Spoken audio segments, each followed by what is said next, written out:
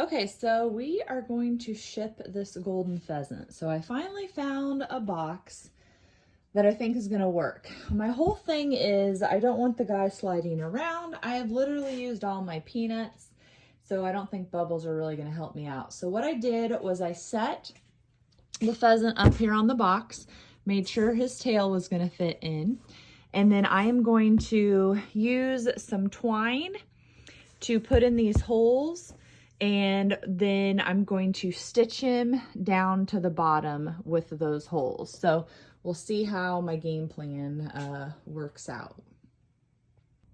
Okay, here's why I hoard random things. So luckily I have this huge needle in my stash, and I have this twine or sisal rope, and it's kind of got a layer on it. It's almost like baler twine, so I think this will be a good choice to tie down the pheasant.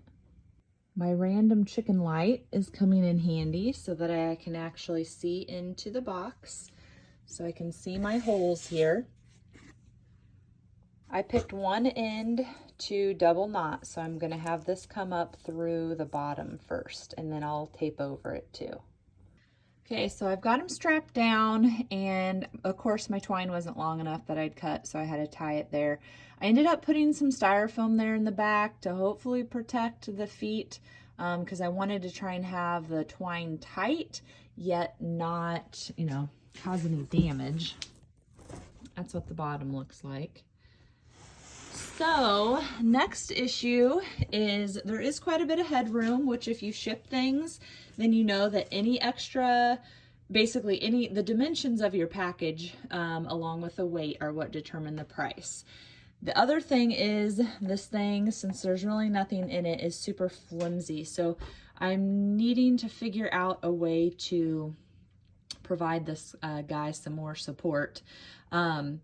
I'm definitely going to trim the box this way and make it shorter. I haven't decided how I'm going to handle the extra headroom per se. And the back was already closed, but I figured it's going to be easier to offer some support back here if I actually have access to it. So I went ahead and opened this back end, and you can see now it's definitely a lot more flimsy. And now I decided the best way to get rid of that extra height is to just make a box. I probably should have just went ahead and done some calculating before I strapped him down, but that's okay. Okay, before I get things taped up, I found the styrofoam piece I'm putting at the tail. I cut it off to be the right height. I'm putting some styrofoam at the other end as well. Otherwise, I just trimmed up my box to fit around our golden pheasant.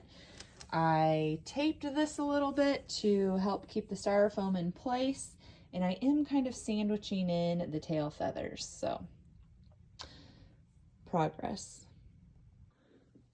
Okay, so I got the tail end taped up, and then I started working on the other end. I did not like how close the box was to the head, so I found this thick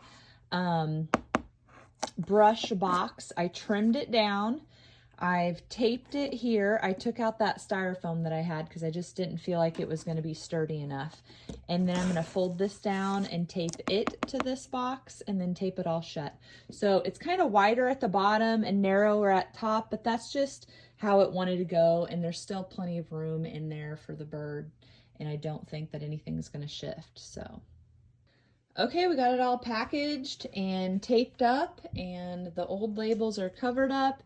I've got arrows saying up and saying top to really hope that that's the way that the pheasant stays. After shipping this bird, I just could not sleep. And of course, it was the weekend, so I had many sleepless nights worrying about this.